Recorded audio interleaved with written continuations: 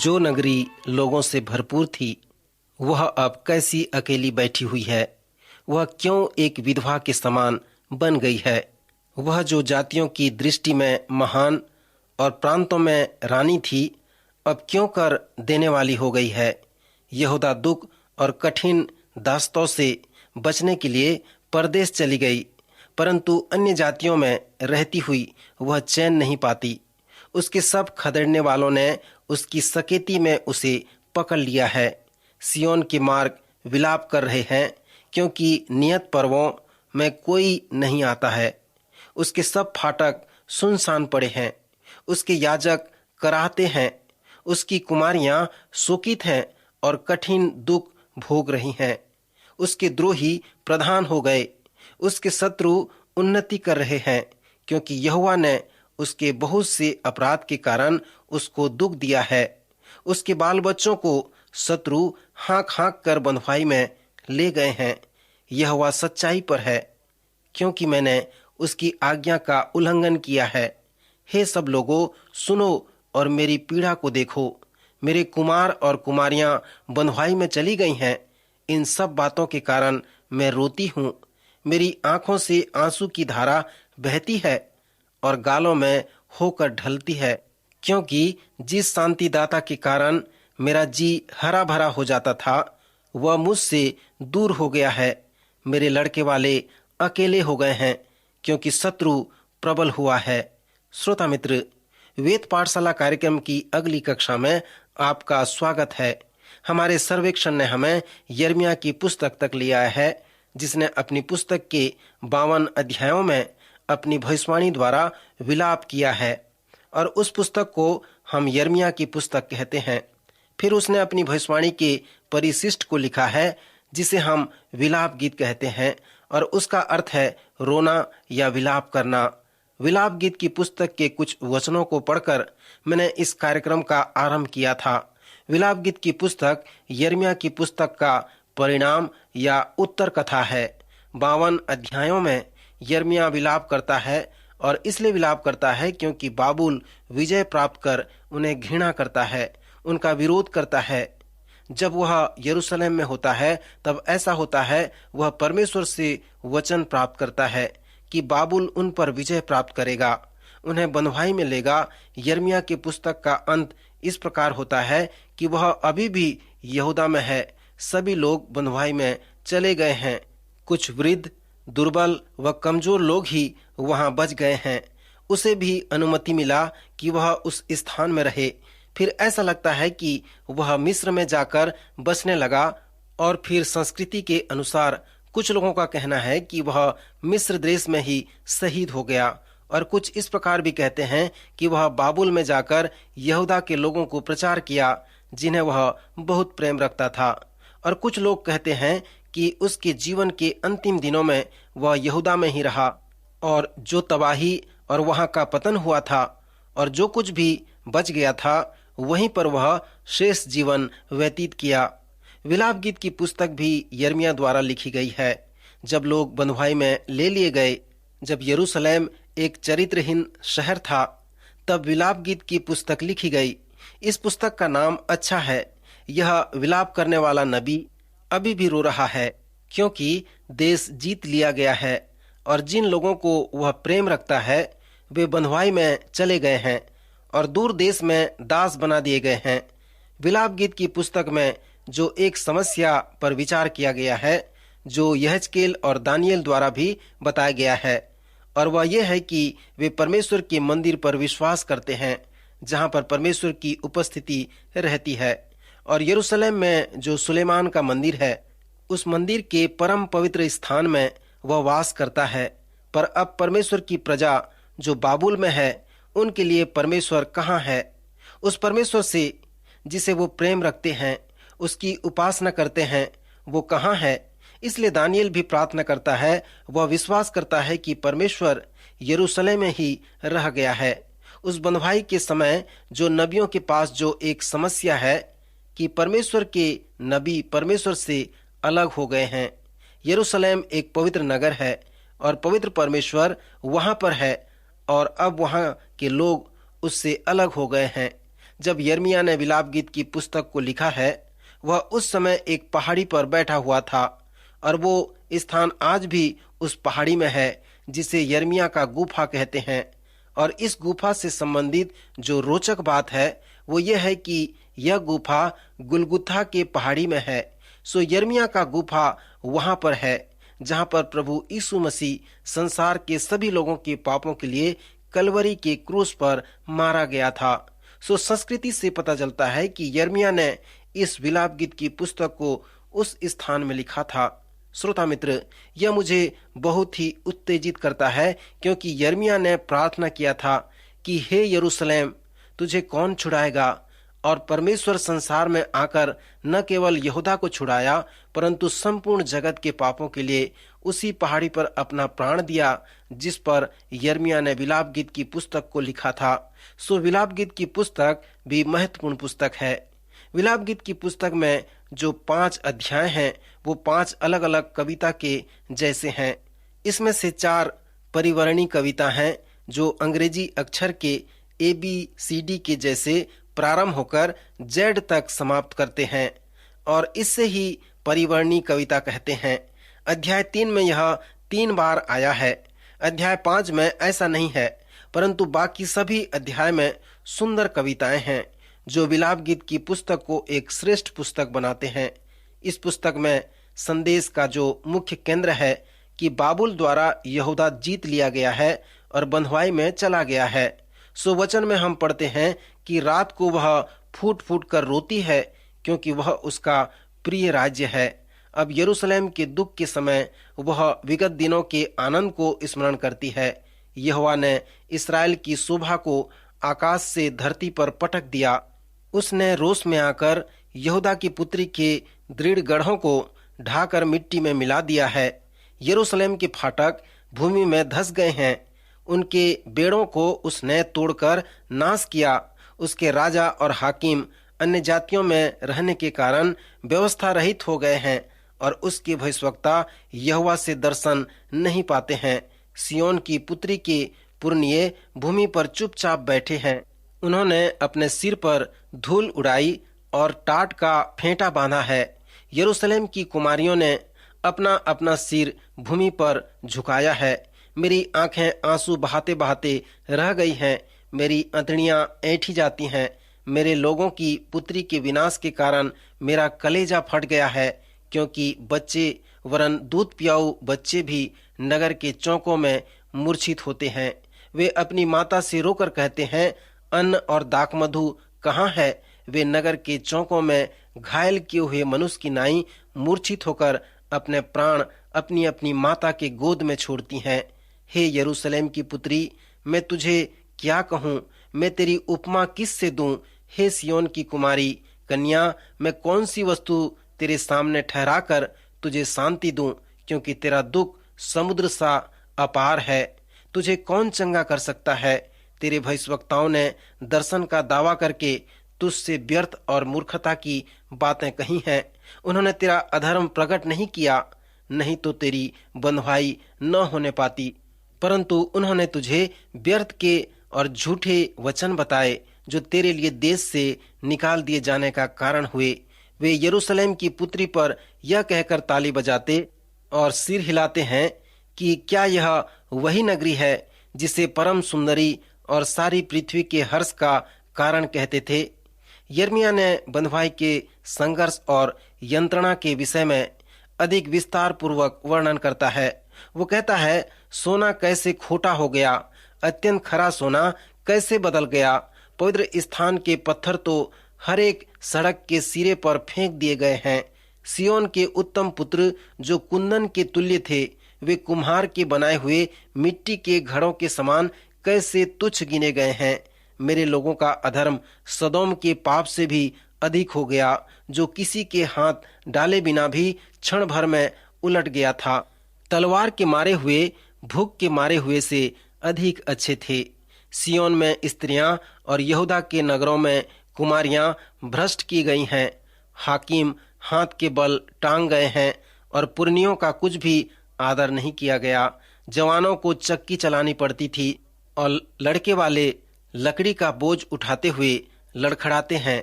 अब फाटक पर पुरनिये नहीं बैठते, न जवानों का गीत सुनाई पड़ता है। हमारे मन का हर्ष जाता रहा, हमारा नाचना विलाप में बदल गया। हमारे सिर पर का मुकुट गिर पड़ा है हम पर, हाय, क्योंकि हमने पाप किया है। इस कारण हमारा हृदय निर्बल हो गया है, हमारी आंखें धुंधली पड़ गई हैं। परंतु हे यहोवा, तू तो सदा तक विराजमान रहेगा, तेरा राज्य पीढ़ी पीढ़ी पर बना रहेगा। हे यहोवा, हमको अपनी ओर फेर, तब हम फिर सुधर जाएंगे। प्राचीन काल की नाई हमारे दिन बदल कर ज्यों के त्यों कर दे, यही हमारी एक आशा है। सुमित्र विलाप गीत की पुस्तक का संदेश यही है, और यह एक बड़ी ही दुख का संदेश है। जब मैं पवित्र शास्त्र का सर्वेक्षण करता हूँ तो मेरी ये आदत सी बन गई है, जिससे मैं कहता हूँ यह मेरे पसंद की पुस्तक है। जिस पुस्तक को मैं सिखाता हूँ वो मेरे लिए पसंद का पुस्तक है। परंतु मैं आपसे स्पष्ट कहना चाहूँगा कि विलाप गीत की पुस्तक मेरे पसंद का पुस्तक नहीं है, और मैं नहीं सोचता कि विलाप गीत की पुस्तक किसी के लिए पसंद का पुस्तक होगा। परंतु यह यिर्मयाह नबी के लिए बिल्कुल सत्य है। इसमें दुख, विनाश व दंड का समाचार है, उदासी, विपत्ति व संकट का समाचार है, जिसे यिर्मयाह बताकर आपको आश्चर्य करता है। पर ऐसे अंधेरे व उदासी के समय में वह मसीहा के विषय में एक सुंदर भविष्यवाणी करता है, जो विलाप गीत के 3 अध्याय में हमें मिलता है। वो कहता है, उसने मुझे कठिन दुख से भर दिया और नाकदौना पिलाकर तृप्त किया है। उसने मेरे दांतों को कंकरी से तोड़ डाला और मुझे राख में ढांप दिया है, और मुझको मन से उतारकर कुशल से रहित किया है। मैं कल्याण भूल गया हूँ। इसलिए मैंने कहा, मेरा बल नाश हुआ और मेरी आशा जो यहोवा पर थी वह टूट गई है। मैं उन्हीं पर सोचता रहता हूँ, इससे मेरा प्राण ढला जाता है। परंतु मैं यह स्मरण करता हूँ, इसलिए मुझे आशा है, हम मिट नहीं गए। यह यहोवा की महाकरुणा का फल है, क्योंकि उसकी दया अमर है। सुमित्र वह परमेश्वर से दर्शन प्राप्त करता है कि हमारे लिए एक आशा है, और वो आशा है कि परमेश्वर हमें प्रेम रखता है। वो कभी नहीं भूलता, वो हमेशा हमें प्रेम करता है। उसकी दया अमर है, अर्थात उसकी महाकरुणा प्रति भोर हमारे लिए नई होती रहती है। जैसे आप पवित्र शास्त्र का सर्वेक्षण करेंगे तो आप परमेश्वर के अगापे प्रेम को प्राप्त करेंगे। परंतु प्रत्येक बात में जो प्रेम से संबंधित है वो सब इस प्रकार का प्रेम नहीं है। पवित्र शास्त्र हमें बताता है कि परमेश्वर प्रेम है, परमेश्वर आत्मा है। सो इसका मतलब ये नहीं कि वो सब जो प्रेम से संबंधित है, वो सब जो आत्मिक है वो परमेश्वर है। वो सब जो आत्मिक है वो पवित्र आत्मा नहीं है, परंतु एक पवित्र आत्मा है जो परमेश्वर है। सो उसी प्रकार जो प्रेम से संबंधित है वो सब प्रेम परमेश्वर का प्रेम नहीं है, परंतु परमेश्वर के प्रेम में अलग प्रकार की विशेषताएं हैं। सो इस प्रकार हम देखते हैं कि परमेश्वर प्रेम है। पहला कुरिन्थियों के 13वें अध्याय में पौलुस प्रेरित ने इस प्रेम के विषय में सुंदर वर्णन किया है। परमेश्वर के प्रेम के विषय में वो संक्षिप्त में कहता है कि मैं इसके विषय में नहीं बता सकता कि प्रेम क्या है, पर मैं ये बता सकता हूँ कि इसके साथ कैसा व्यवहार किया जा सकता है। परमेश्वर ने हमें नहीं बताया कि प्रेम क्या है, सो उसने हमें सद्गुणों का एक विशेष समूह दिया है और कहा है कि यदि हमारे पास इस प्रकार का प्रेम है जो उसमें है, तो उसी प्रकार हमें बर्ताव करना है। जब आप उन 15 सद्गुणों को एक साथ लाएंगे और ऐसा व्यवहार करेंगे तो आप में परमेश्वर का स्वभाव आ जाएगा। परमेश्वर के प्रेम के विषय में पौलुस कहता है कि यह कुछ इस प्रकार है। सर्वप्रथम वह कहता है कि यह अविनाशी है। यदि किसी के प्रति आपके हृदय में परमेश्वर का प्रेम है तो आप उससे कह सकते हैं कि आप मुझे प्रेम करने से रोक नहीं सकते, क्योंकि मैं आपसे परमेश्वर के प्रेम के साथ प्रेम रखता हूँ। परमेश्वर का प्रेम सख्त व मजबूत प्रेम है, यह अविनाशी है। पौलुस ये भी कहता है कि परमेश्वर का प्रेम अप्रतिबंध है। मनुष्य का प्रेम अविनाशी नहीं है, क्योंकि यह प्रतिबंधित है। मनुष्य कहता है हम किसी कारण से, किसी उद्देश्य से प्रेम रखते हैं, अर्थात जब तुम ये वो और अन्य 40 कार्य करते हो तब मुझसे प्रेम रखते हो। श्रोता, मनुष्य के प्रेम रखने का तरीका यही है। हम इसलिए प्रेम रखते हैं क्योंकि हम वापस पाना चाहते हैं, और यदि हम वापस नहीं पाते तो हम प्रेम रखना बंद कर देते हैं। मैं आपको चुनौती देना चाहूंगा कि आप उन लोगों की सूची तैयार करें जिनसे आप प्रेम रखते हैं। आप उन्हीं लोगों की सूची तैयार करेंगे जो आपसे प्रेम रखते हैं। हम उनसे प्रेम रखते हैं जो हमसे प्रेम रखते हैं। हम उनके कार्य के आधार पे प्रेम रखते हैं। हम प्रतिबंधित प्रेम रखते हैं, परंतु परमेश्वर का प्रेम प्रतिबंधित नहीं है। सो पौलुस के अनुसार परमेश्वर का प्रेम अविनाशी है, क्योंकि यह अप्रतिबंध है। इसके साथ साथ उसका प्रेम प्रेरणा से भरा हुआ है। जब आप उस प्रेम के साथ लोगों से प्रेम रखते हैं तो आप उन्हें परमेश्वर के प्रेम पर विश्वास करने के लिए प्रेरित करते हैं। जब पौलुस इस प्रकार कहता है कि प्रेम सब बातों की आशा रखता है, सब बातों की प्रतीति रखता है, सो प्रेम के विषय में उसके कहने का तात्पर्य यही है। इसलिए उसका प्रेम सदा बना रहता है। परमेश्वर का अगापे प्रेम अच्छी बातों की आशा रखता है और अच्छी बातों पर प्रतीति करता है। यदि आप इस तरह से किसी को प्रेम रखते हैं तो कुछ समय के बाद वह भी अपने आप में आशा रखेगा और अच्छी बातों पर विश्वास करेगा। लोगों ने इस तरह से मुझसे प्रेम रखा। जब मैं 19 वर्ष का था, तब से मैं प्रभु में आया। मुझे लोगों की आवश्यकता थी कि कोई मुझसे प्रेम रखे, और मैं परमेश्वर का धन्यवाद करता हूँ कि उसने मुझे मेरे पास्टर को दिया जिसने मुझसे प्रेम रखा। वो हर हालत में मुझसे प्रेम रखते थे। उन्होंने मुझसे अगापे प्रेम रखा। उन्होंने मुझसे प्रतिबंधित तौर पर प्रेम नहीं रखा, मेरे कार्य के आधार पे प्रेम नहीं रखा, परंतु परमेश्वर के अगापे प्रेम की तरह अप्रतिबंधित प्रेम रखा। मेरा पास्टर कहता था कि यह मुझसे प्रेम रखता है, मुझ पर विश्वास करता है। मैं आश्चर्य करता हूँ कि क्यों वह मुझे इस प्रकार प्रेम करता था, क्यों वह मुझ पर विश्वास करता है, परंतु उसके इस कार्य से मैं आनंदित था। और एक समय आया कि मैं भी विश्वास करना प्रारंभ किया। सो मेरे मित्र, अगापे प्रेम इस प्रकार का कार्य करता है, वह प्रेरित करता है। पौलुस हमें यह भी कहता है कि अगापे प्रेम जो परमेश्वर स्वयं है, वह अप्रतिरोध्य और सम्मोहक है, वह अविनाशी है। इसलिए यह प्रेम असफल नहीं होता। पौलुस प्रेरित के अनेक सदी पहले यर्मिया जीवन व्यतीत किया था। वह उसी स्थान पर अपनी गुफा में बैठता है जहां पर प्रभु यीशु मसीह संपूर्ण जगत के लोगों के पापों के लिए अपना प्राण देने वाला था। और फिर वहां पर यर्मिया दर्शन प्राप्त करता है कि परमेश्वर हमें प्रेम रखना कभी नहीं छोड़ता। यद्यपि हम उसके प्रति अविश्वास योग्य हैं, परंतु वह हमारे प्रति विश्वास योग्य परमेश्वर है। सो यही मेरी आशा है। हे परमेश्वर, मैं विश्वास करता हूँ क्योंकि वो प्रेम जो तुझ में है और हमसे प्रेम रखने के लिए जो तू विश्वास योग्य है, और एक दिन तू हमें छुड़ाएगा। और इसी तरह से यर्मिया के गुफा के पास परमेश्वर आता है और जगत के संपूर्ण लोगों के पापों के लिए अपना प्राण देता है, ताकि संपूर्ण संसार के पापों के लिए वह प्राण दे सके और उन्हें पाप से छुड़ा सके। सो इस विलाप गीत की पुस्तक का यह प्रेरणादायक संदेश इस पुस्तक का एक महत्वपूर्ण भाग है। विलाप गीत के 3 अध्याय में आपके पास इस प्रकार के भी वचन हैं। यदि यहोवा ने आज्ञा न दी हो, तब कौन है कि वचन कहे और वह पूरा हो जाए। विपत्ति और कल्याण क्या दोनों परम प्रधान की आज्ञा से नहीं होते? सो जीवित मनुष्य क्यों कर कुड़कुड़ाए और पुरुष अपने पाप के दंड को क्यों कर बुरा माने? हम अपने चाल चलन को ध्यान से परखें और यहोवा की ओर फिरें। हम स्वर्गवासी परमेश्वर की ओर मन लगाएं और हाथ फैलाएं और कहें, हे यहोवा, गहरे गड्ढे में से मैंने तुझसे प्रार्थना की, तूने मेरी सुनी कि जो दोहाई देकर मैं चिल्लाता हूँ उससे कान न फेर ले। जब मैंने तुझे पुकारा तब तूने मुझसे कहा, मत डर। हे यहोवा, तूने मेरा मुकदमा लड़कर मेरा प्राण बचा लिया है।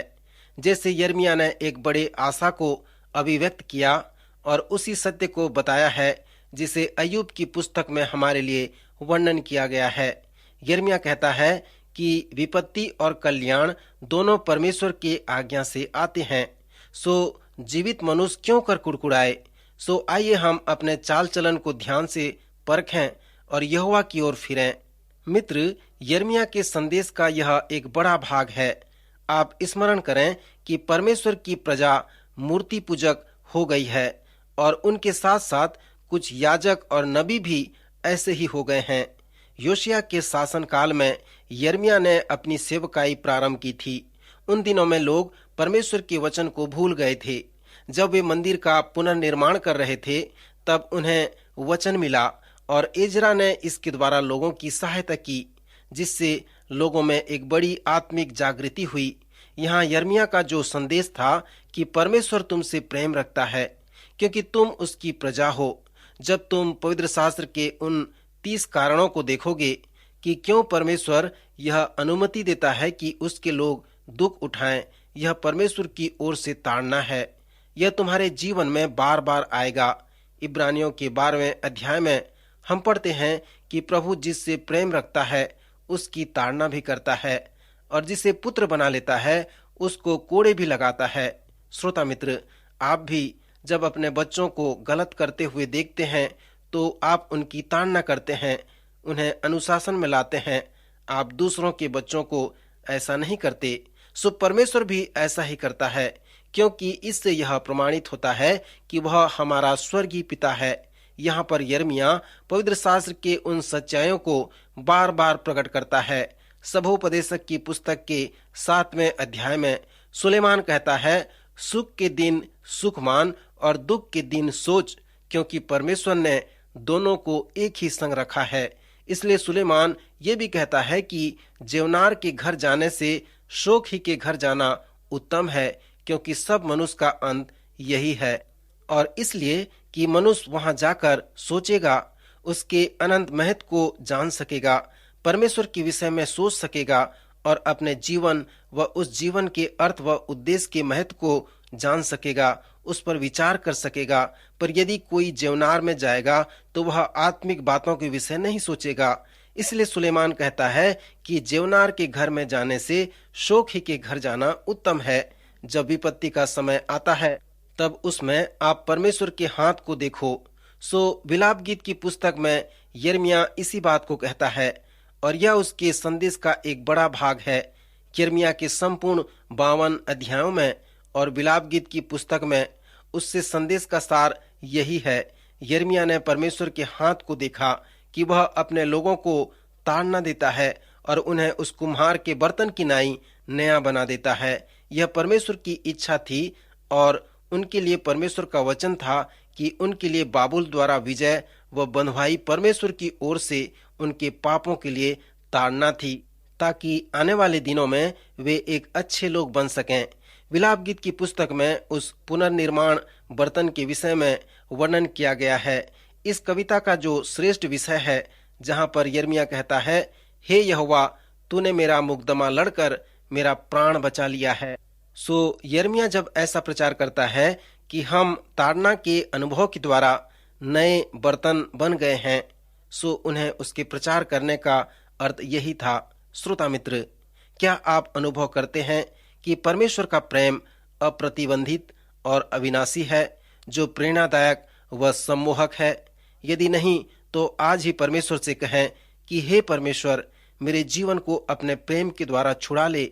मित्र, एक ही सच्चा व पवित्र परमेश्वर है जो आपसे प्रेम करता है और आपको नया व्यक्ति बनाना चाहता है। आपको चाहिए कि आप अपने पापों से पश्चाताप करें और उसके अप्रतिबंधित प्रेम को स्वीकार करें। वह आपका उद्धार करने के लिए आपसे प्रेम करता है। वह विश्वास योग्य परमेश्वर है। सो यिर्मयाह नबी का संदेश यही है। परमेश्वर इन वचनों द्वारा आपको आशीष दे, आपकी सहायता करे।